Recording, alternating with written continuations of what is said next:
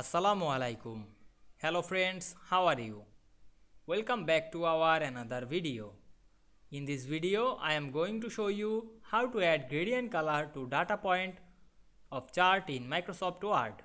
Let's get started. At first, we have to open a Word document. Then go to the Insert menu. Then click Chart option and insert a chart. Then click the data point and click right button on our mouse. Then go to Format Data Series. Then click Fill Color. Then choose Gradient Fill. Then apply the gradient color.